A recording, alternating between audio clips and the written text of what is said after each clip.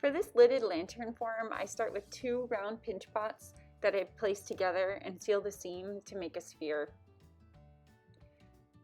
For each pinch pot, I started with a ball of clay that was a little bit bigger than a golf ball. I pinched each ball into a very round pinch pot shape, and then I carefully put the 2 pieces together, and I sealed the seam by running a finger or a thumb back and forth over the seam until it seals nicely. I do that all the way around the sphere, and then when I get it so that it's sealed, I just go back and do some smoothing once it's in that sphere form. You can see that I'm just going back and forth over the seam.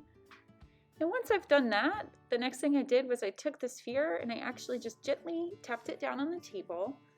And that gives it a nice flat bottom for it to sit on. And then you can see I took my rubber rib and one last time just smoothed everything out till I had it the way I liked it. I'm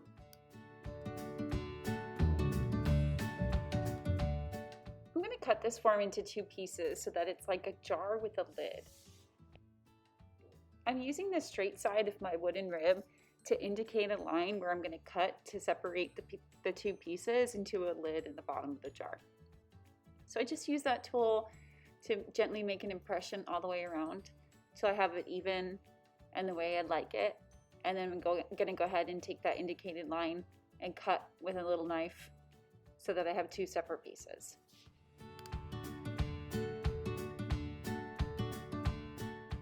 I'm using this little tool that's like an X-Acto blade, and I'm going to cut on the line that I just created on a downwards angle, like a diagonal, all the way around, so that the 2 pieces sit together nice after it's cut apart.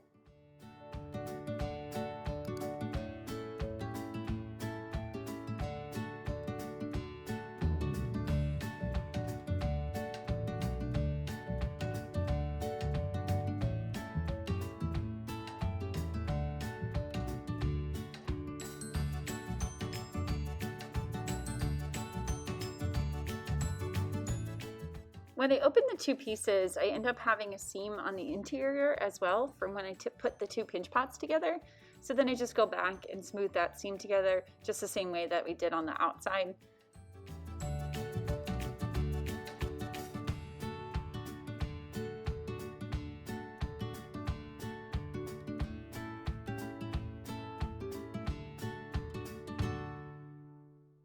Then I'm simply just going to smooth out the edges where I cut the 2 pieces apart.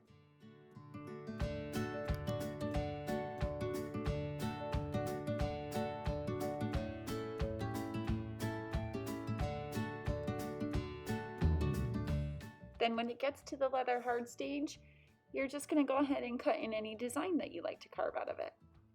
So I also used a straw to punch some holes. If you have the hole punchers for clay, you can also do that. And when I wasn't using the straw, I was just using that little X-Acto knife that you saw me using earlier. The best thing to do really is to sketch out your design with a little needle tool or something very gently so that you make sure you have your design exactly how you want it before you start carving away. I like to add lots of carvings because that allows for a lot of light to come through.